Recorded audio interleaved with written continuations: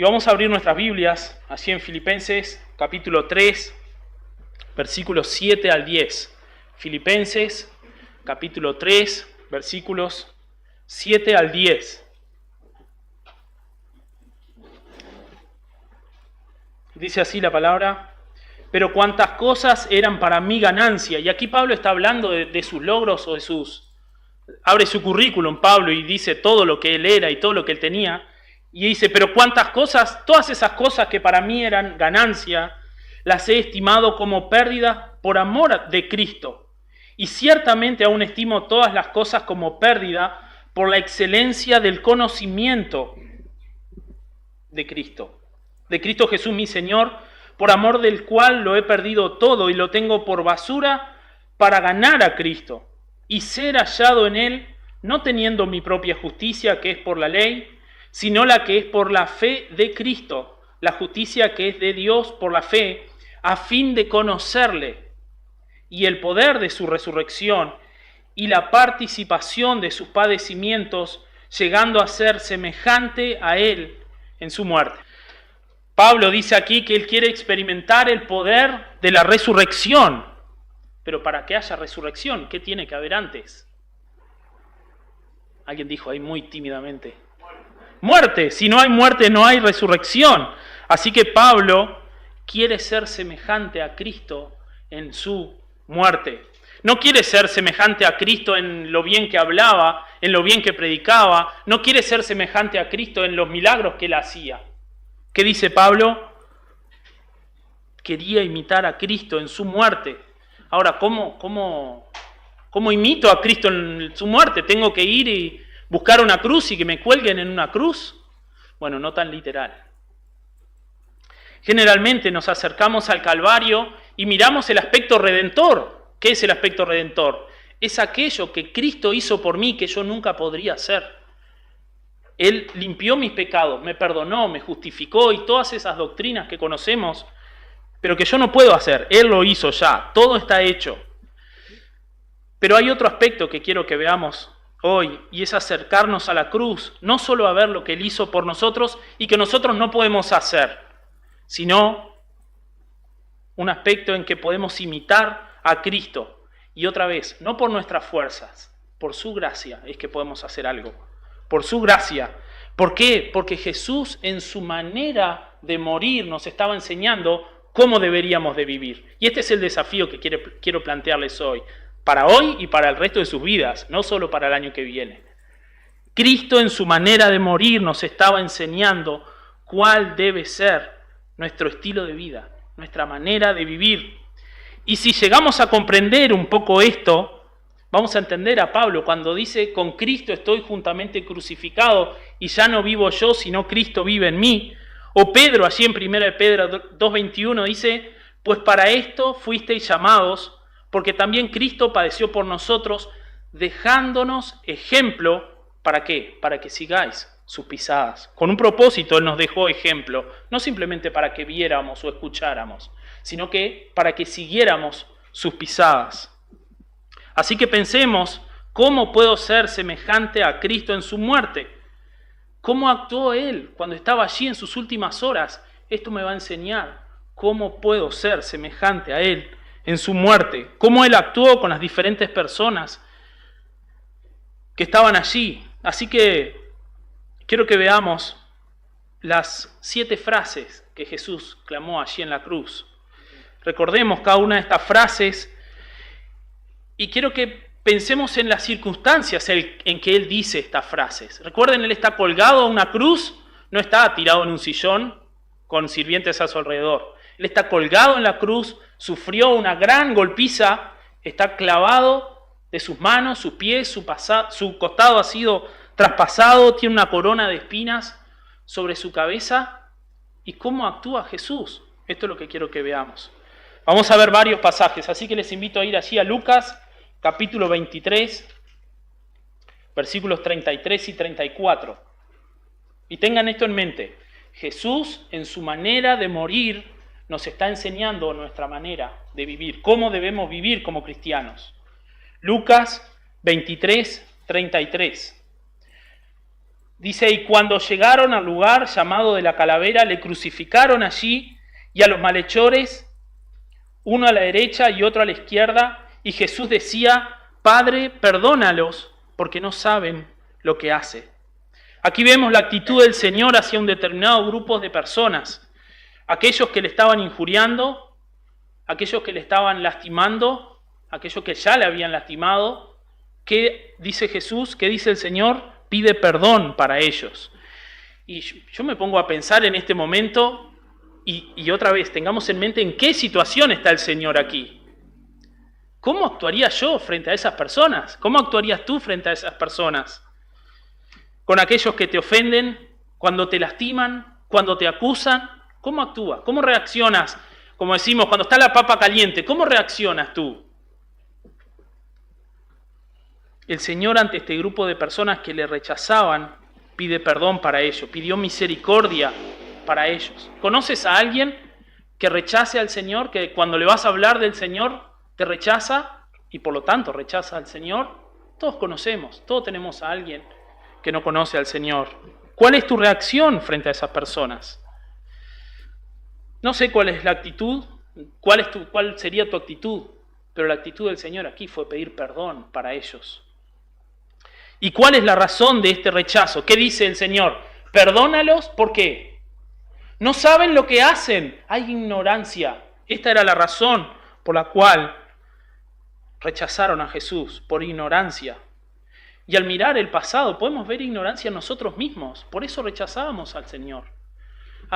También teníamos aquellos que nos decían, mirá, no vayas a ese lugar que te van a lavar el cerebro ahí. Y muchos comentarios más que podríamos hacer. Ignorancia. Ahí te van a enloquecer. Pero en la palabra, a lo largo de la palabra vemos esta razón, la ignorancia como razón del rechazo al Señor. En Efesios, no vamos a leer, pero allí en Efesios capítulo 4 nos habla del entendimiento entenebrecido. En Oseas habla de un pueblo destruido por falta de conocimiento. En 1 de Pedro 2:15 también nos habla de ignorancia, pero ¿cómo se combate la ignorancia? 1 de Pedro 2:15 nos dice que es haciendo el bien que combatimos la ignorancia. Y esto es lo que está haciendo el Señor aquí. Con bien, Él está pagando el mal que le están haciendo. Jesús está pasando a un juicio injusto y cumpliendo lo que dice el profeta Isaías, como cordero enmudeció su boca. ¿Tenía derecho Jesús de hablar? Sí, tenía todo el derecho de hablar. Aquel que era la palabra, el logos, se llamó a silencio. Y colgado en la cruz, allí en el Calvario, por fin habla. ¿Y qué es lo que va a hacer? ¿Qué es lo que va a decir? Padre, perdónalos, porque no saben lo que hacen. Él no salió a insultarlos o a increparlos, a decirle lo mal que estaban actuando. Él dice, Padre, perdónalos, porque no saben lo que hacen. Y si tú quieres ser semejante a Cristo en su muerte, vas a tener que aprender a perdonar una vida, perdonando a otros. Y si seguimos la lógica de que comencé al principio, Jesús en su manera de morir nos está enseñando nuestra manera de vivir. Jesús murió perdonando a otros. ¿Cómo tengo que vivir yo? Perdonando a otros. Esta debe ser una característica del cristiano que quiere ser semejante a Cristo en su muerte. En primer lugar, Jesús murió perdonando a otros. En segundo lugar, Jesús murió alcanzando a otros. Aquí también en Lucas 23, versículos 39 al 43. Lucas 23, 39 al 43. Y uno de los malhechores que estaban colgados le injuriaba diciendo, si tú eres el Cristo, sálvate a ti mismo y a nosotros. Respondiendo, el otro le respondió diciendo, ¿ni aún temes tú a Dios estando en la misma condenación? Nosotros a la verdad justamente padecemos porque recibimos lo que merecieron nuestros hechos. Mas éste ningún mal hizo. Y dijo Jesús, acuérdate de mí cuando vengas en tu reino. Entonces Jesús le dijo, de cierto te digo que hoy estarás conmigo en el paraíso. Jesús es crucificado, 2 ladrones son puestos a su lado. Uno duda de quién es aquel que está colgado allí y el otro cree en Cristo. ¿Estaban viendo algo diferente estos hombres? Ah, sí, el de la derecha veía mejor que el de la izquierda o viceversa. No, estaban viendo lo mismo. Así que no fue lo que vieron lo que motivó su opinión. Vemos dos personas a las que Jesús se refiere, aquellos que deciden escuchar y ver lo que les pasa para aumentar su incredulidad, y de esto tenemos un montón de casos en el mundo. Gente que todo lo que sucede, ¿para qué es? Ah, esto es culpa de Dios. Esto Dios lo hizo así, mirá cómo me paga Dios a mí. Pero hay otros que deciden escuchar y ver lo que les sucede para aumentar su fe. ¿Cuál fue la actitud de Jesús para aquel que le reconoció como el Salvador? ¿Qué le dijo Jesús? De cierto te digo que hoy estarás conmigo en el paraíso. ¿Cuál es la parte más importante de esta promesa? ¿El que sea hoy? ¿La majestuosidad del paraíso? La parte más importante de esta promesa es conmigo. Hoy estarás conmigo, le dice Jesús al malhechor. Hoy estarás conmigo. Jesús le está ofreciendo comunión. Ahora, y si el ladrón por estas cosas no hubiera muerto, ¿qué hubiera pasado con esa promesa? ¿Jesús le hubiera abandonado? No. Dice Isaías allí en 43:5 que aunque estemos en dificultades, Él va a estar con nosotros. Dice el Salmo 23 que aunque en valle de sombra y de muerte, tú estarás conmigo. No dice, en el medio del valle y de muerte ni siquiera lo voy a pasar porque me vas a sacar antes. No, decía Santiago recién, a veces piensan que la vida del cristiano es todo color rosa. Y no es así. Si te dijeron eso, es una mentira. Lo diferente de la vida del cristiano atravesando pruebas es que tiene a qué aferrarse. ¿A quién aferrarse? Dice el Salmo 23, aunque ande en valle de sombra y de muerte, tú estarás conmigo. ¿Quién? El Señor. Tú estarás conmigo. Jesús ofrece comunión para aquellos que le reconocen como el Salvador. Así que Jesús no solamente murió perdonando a otros, sino que murió salvando a otros, alcanzando a otros. Otra vez, Jesús está a punto de morir. ¿Y en qué está pensando Él? En cómo alcanzar a otro con el Evangelio. Pero antes de irse, Él dice, me puedo llevar a alguien más conmigo. Está haciendo lo que había predicado que iba a hacer. Dice, yo vine a buscar y a salvar lo que estaba perdido este ladrón, sí, y tenía, como él mismo dice, nosotros estamos acá porque lo merecemos. Jesús dijo, yo vine a buscar y a salvar lo que se había perdido. Jesús vivió alcanzando a otros y está muriendo alcanzando a otros sin cesar. Cuando estaba en la cruz, en lo que pensó fue en salvar a otros, y antes de morir le dijo al ladrón, hoy vas a estar conmigo en el paraíso. Y si la iglesia quiere ser semejante a Cristo en su muerte, va a tener que salir ahí afuera, a predicar el Evangelio, a traer a otros, a alcanzar a otros, como lo hizo Jesús. Jesús murió perdonando a otros, salvando a otros.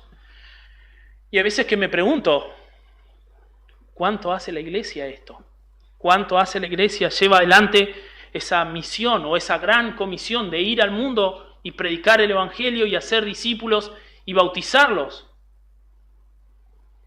Si queremos ser semejante a Cristo en su muerte, necesitamos vivir alcanzando a otros. ¿Y cómo alcanzamos a otros? Predicándoles el Evangelio. Este es lo que nos ha dado para predicar. Porque si toda tu experiencia cristiana se limita a estas 4 paredes, aquí es re fácil ser cristiano. Acá todos somos cristianos, todos hablamos el mismo lenguaje, pero si toda tu experiencia cristiana es esta, estás rengo. Te falta una realidad allá afuera, ir y predicar el Evangelio a las almas que tanto necesitan, que están muertas en sus delitos y pecados, como un día estuvimos tú y yo. Jesús murió salvando a otros, alcanzando a otros. Pero Jesús sigue allí colgando de la cruz y las horas pasan y Él va a pronunciar una siguiente frase, allí en Juan capítulo 19.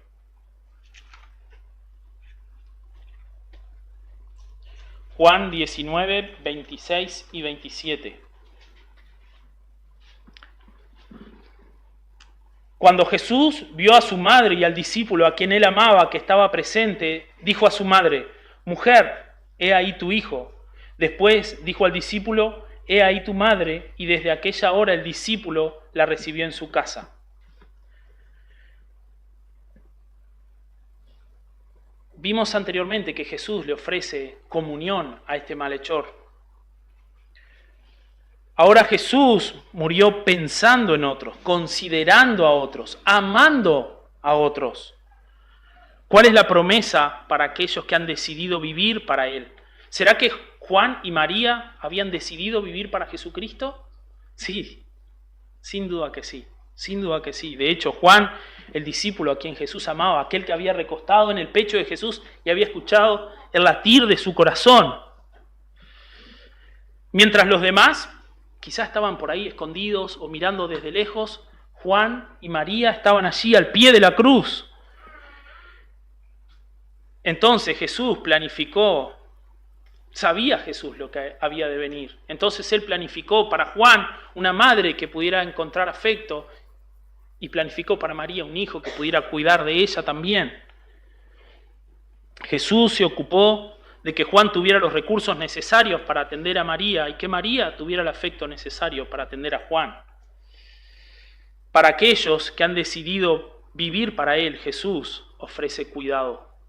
Cuando le rechazan, misericordia, vimos en el primer punto. Cuando le reconocen como Salvador, comunión. Y para aquellos que han decidido seguirle, Él ofrece cuidado. Si has decidido vivir para Él, vas a experimentar el cuidado. Y sin duda que podemos dar testimonio que hemos experimentado el cuidado del Señor. Aquellos que han decidido vivir para Él. Jesús murió pensando en otros, amando a otros, y esto es lo que voy a tener que hacer si quiero ser semejante a Cristo en su muerte. Y otra vez, pensemos en que Jesús ha sido golpeado ferozmente, no ha sido castigado livianamente. Ha sido castigado ferozmente, sin ningún tipo de piedad o misericordia. Allí su cuerpo todo dolorido, sangrando, ha recibido una brutal golpiza, clavado a una cruz, sus labios secos, y en vez de estar pensando en él mismo, ¿qué piensa Jesús? Oh, ¿quién va a cuidar de mi mamá? ¿Quién va a cuidar de este discípulo a quien amo? Hay un libro que se llama Cartas del Diablo a su sobrino, que lo escribió el autor de las Crónicas de Narnia, y se trata de que es un diablo viejo que le escribe a un diablo más chico cómo ser un buen diablo. Y él le dice que, le da muchos consejos, pero uno de los consejos que le dice: mirá, si querés ser un buen diablo, tenés que acostumbrarte a ser bueno con los desconocidos, pero malo con los conocidos. ¿A qué se refiere con esto? Sí, vamos a orar por los chinos allá, que están allá del otro lado del mundo. Pero tu familia, bueno, sí, tenés algún tiempo, dedicale. Queridos, tenemos a nuestro alrededor almas que necesitan al Señor. Tenemos a nuestro alrededor almas que necesitan ser edificados por la palabra.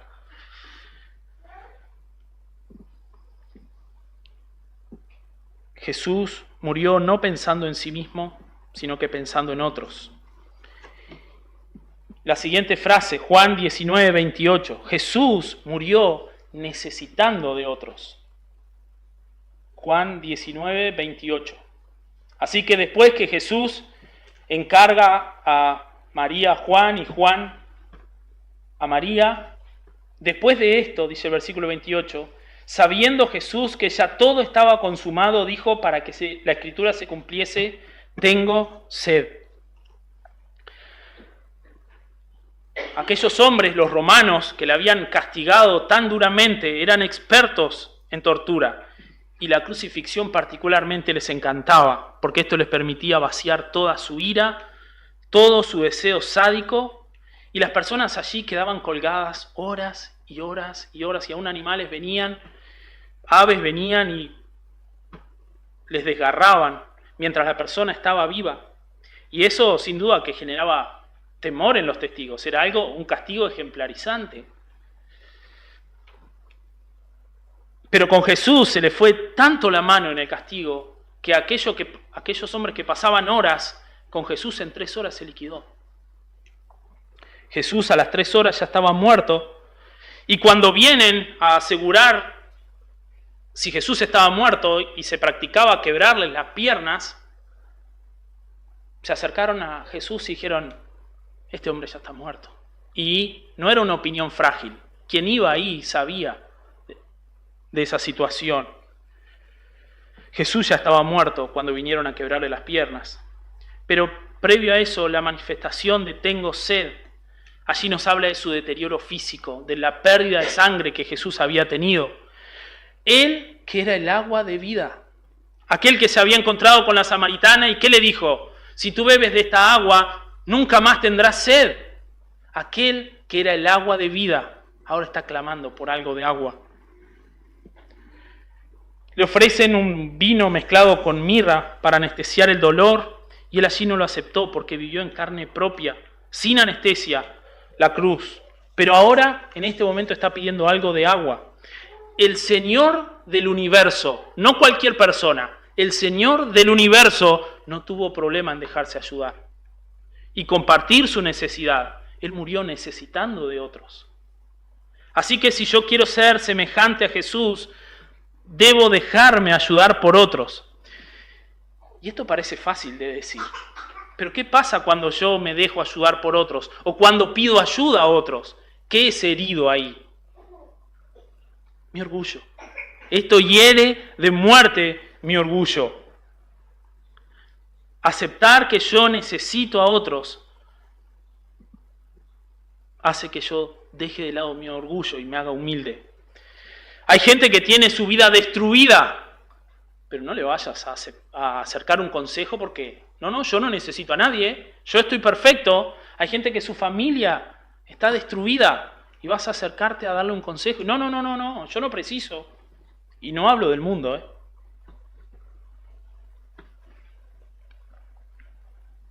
Hermano, si tú necesitas de otro, no seas orgulloso, sé humilde, porque eso es parecernos a Jesús. Cuando me dejo ayudar por otros, eso es ser semejante a Cristo en su muerte.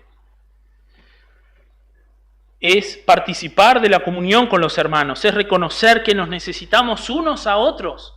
Yo no estoy puesto en una iglesia porque caí en paracaídas. Estoy puesto en un cuerpo. Y mi mano necesita que mi cerebro le mande órdenes, y mi mano para agarrar esto necesita que mis ojos lo vean. Somos un cuerpo y nos necesitamos unos a otros. Jesús murió dejándose ayudar por otros. Y esto es increíble. Aquel que ha creado todas las cosas que vemos con el poder de su palabra y quien las sustenta y por quien son, no tuvo problema en dejarse ayudar. Número 5. Jesús murió clamando al Padre. Marcos 15:34.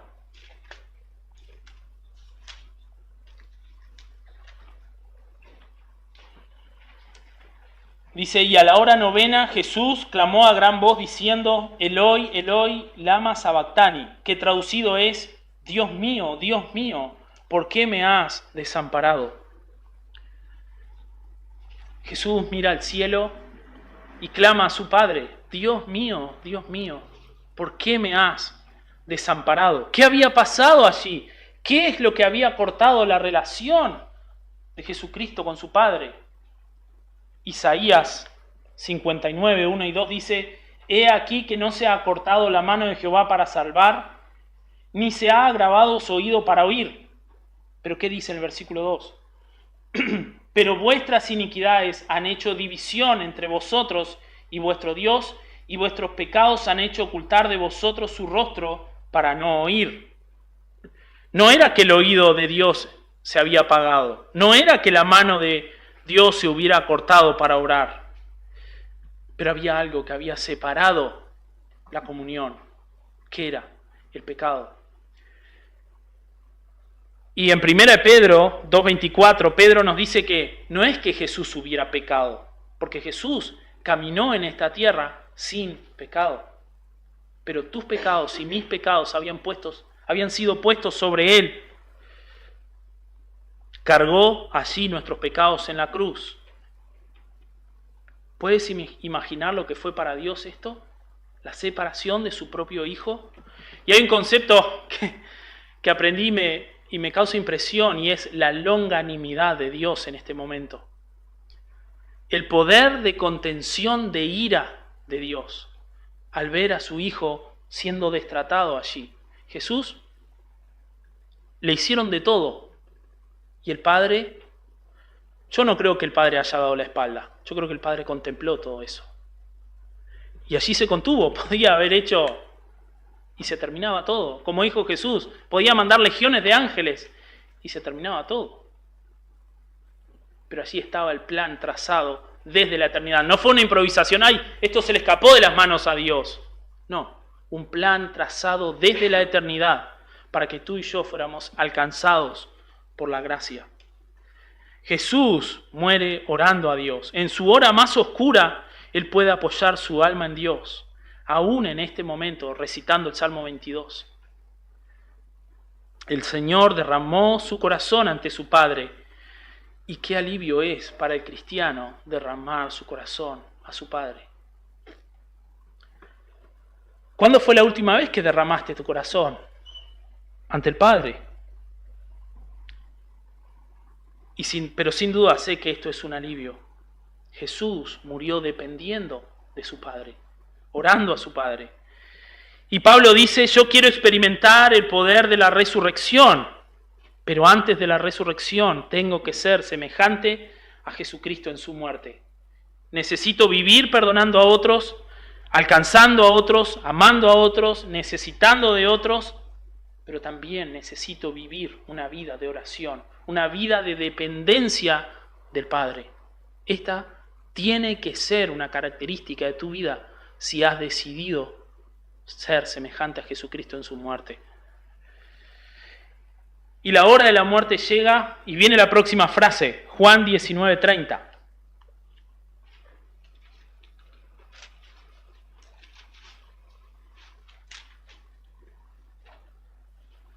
Cuando Jesús hubo tomado el vinagre, dijo, consumado es, y habiendo inclinado la cabeza, entregó el Espíritu.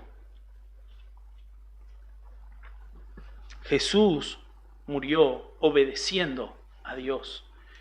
¿Qué quiere decir esta expresión, consumado es? Porque Jesús aquí no está diciendo, consumado estoy, ya no doy más. Él dice, consumado es.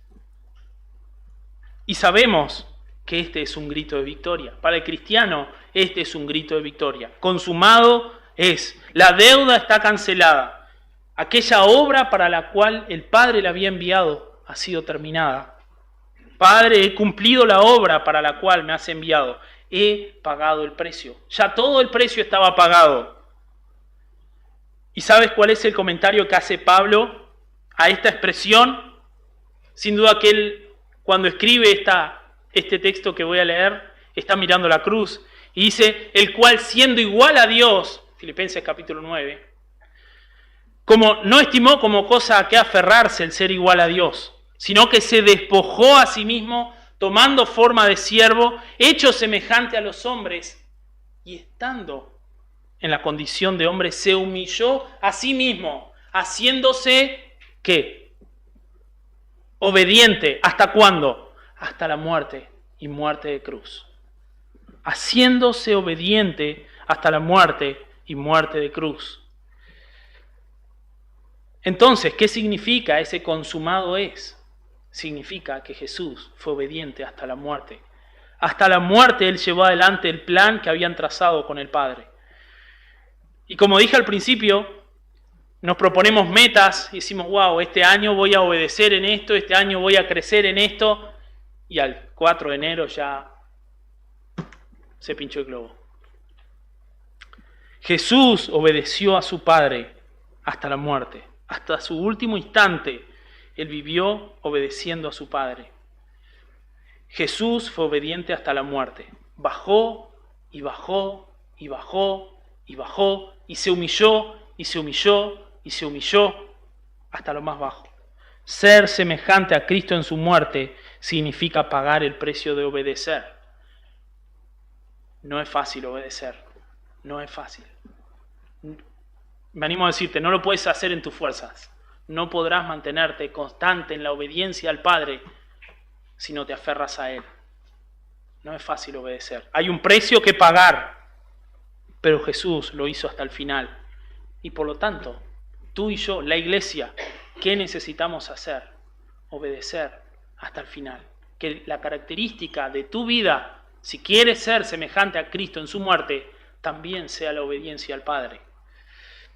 Y por último, Lucas 23:46, él va a pronunciar la siguiente frase: Jesús murió confiando en el Padre. Lucas 23:46. Entonces Jesús, clamando a gran voz, dijo: Padre, en tus manos encomiendo mi espíritu. Lo último que Jesús dice es: Padre, en tus manos encomiendo mi espíritu. Aquí nos demuestra que Jesús era el Hijo de Dios. Y allí estaba el centurión al lado de la cruz. ¿Y qué es lo que dice? Oh, verdaderamente este hombre era Hijo de Dios. Y creo que la frase que le siguió fue: metimos la pata. Este hombre verdaderamente era el Hijo de Dios. Estos hombres sabían que una persona que atravesaba por este tipo de tortura no podía construir un argumento para mentir, solamente podía decir la verdad. ¿Y qué es lo que dice allí Jesús en la cruz? Padre, en tus manos encomiendo mi espíritu.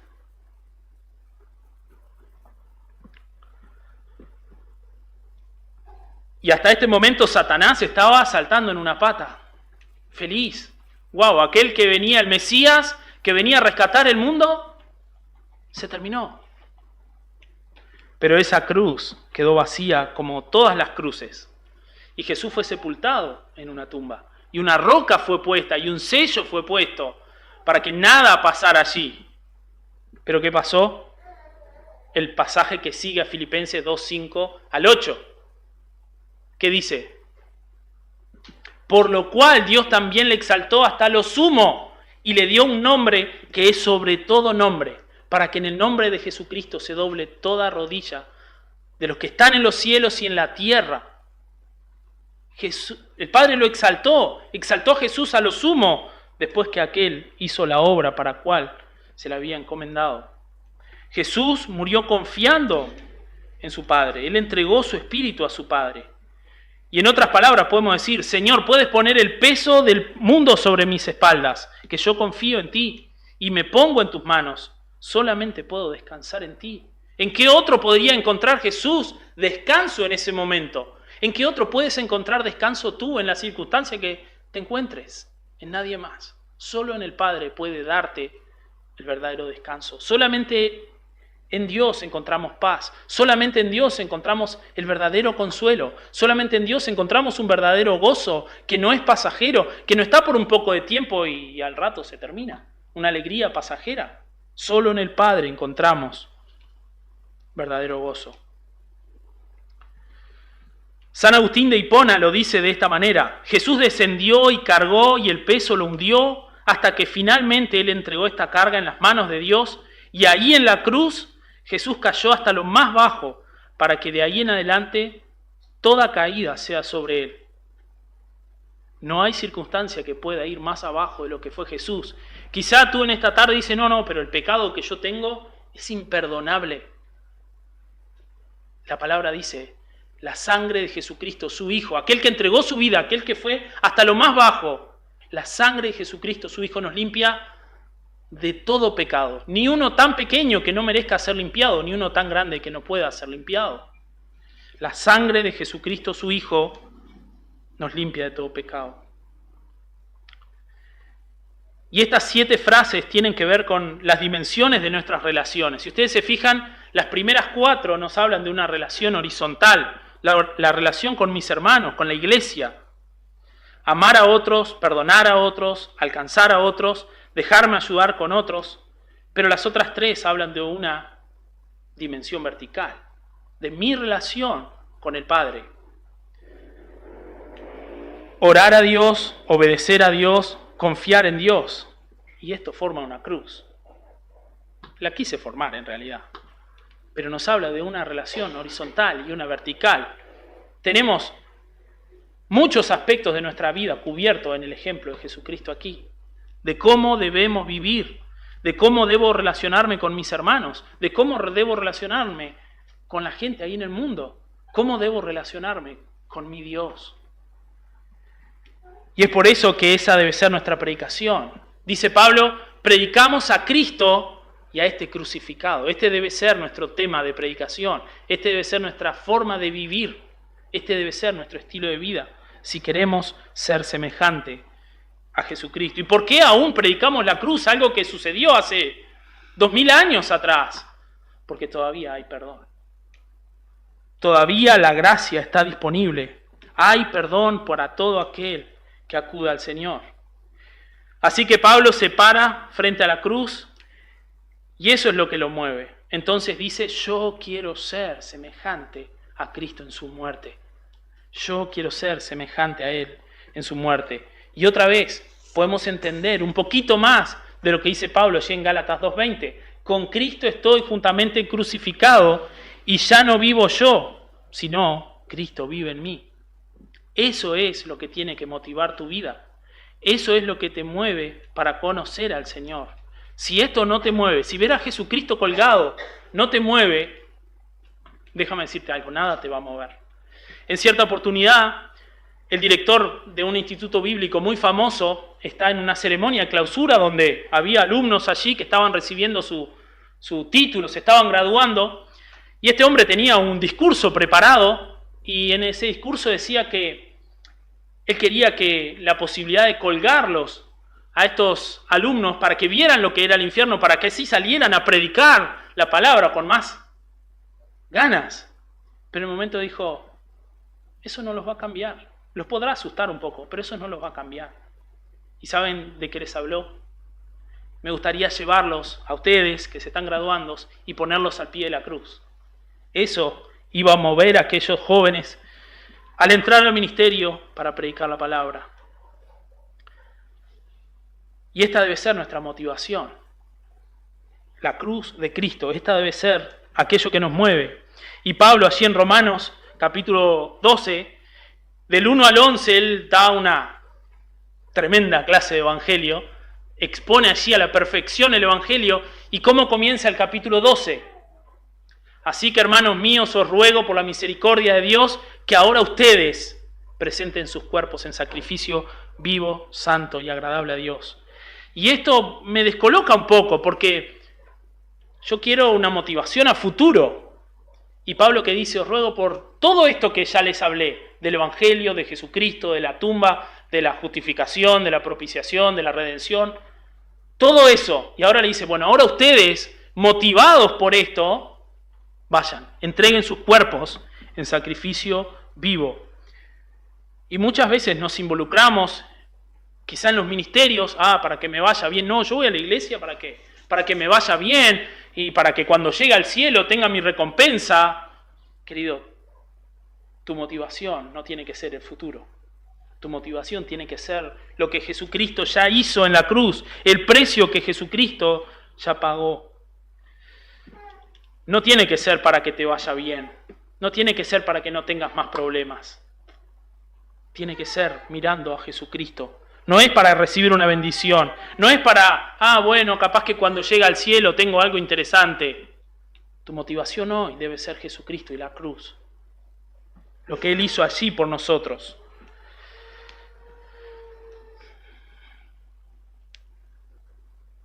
Si lo único que Dios te diera fuera la salvación, eso ya sería motivo suficiente para vivir una vida que le agrade a Él.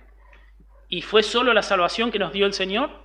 No, miren, estamos caminando, respiramos, vemos, tenemos un montón de cosas que nos sobran. Pero si Él simplemente nos hubiera dado la salvación, y digo simplemente entre comillas, por todo lo que esto implica, pero esa debe ser nuestra motivación. Eso debe ser motivo suficiente para que el resto de nuestras vidas no hagamos otra cosa que vivir para Él, amando a otros, perdonando a otros, alcanzando a otros, dejándonos ayudar por otros, confiando en nuestro Padre.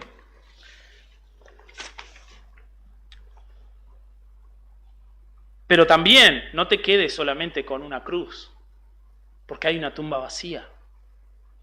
Estamos frente a una tumba vacía. Esa cruz quedó hasta en segundo plano cuando vemos la cruz vacía, la tumba vacía, porque esa es la verdadera motivación.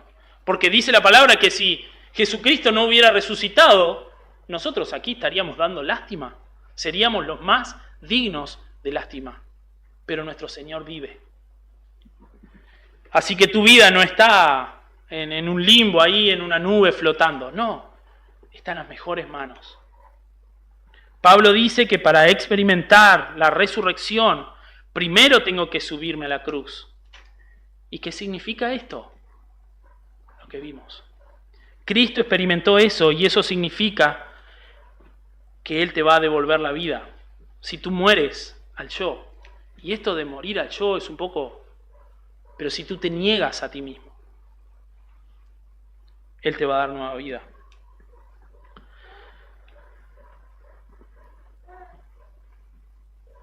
Cristo experimentó eso. Él fue a una nueva vida, a un nivel superior, podemos decir. Él fue exaltado hasta lo sumo por su Padre. Así que aquellos que han entregado su vida en obediencia, al igual que el apóstol Pablo, crucificaron su vida para vivir para el Señor, morir al yo, hoy quiero asegurarte dos cosas. Y la primera es que vas a morir. La primera es que vas a morir. ¿Qué significaba esto de estar crucificado? ¿Qué era lo primero que perdía un crucificado? Todos sus derechos. Aquella persona que estaba allí clavada al madero había perdido todos sus derechos. Ya no vivía más él. Dependía de otros para todo, hasta para que lo bajaran de la cruz. O quizás hasta para morir. Venían y le quebraban las piernas y ahí terminaba de morir. Así que una persona crucificada perdía todos sus derechos. Estás ahí colgado y no tienes derecho a nada. Y estar crucificado con Cristo significa haber perdido los derechos. Dice Pablo, ya no vivo yo. Con Cristo estoy juntamente crucificado y ya no vivo yo. Cristo vive en mí. Cristo ahora vive en mí. Y en segundo lugar, lo que te puedo asegurar es que vas a resucitar.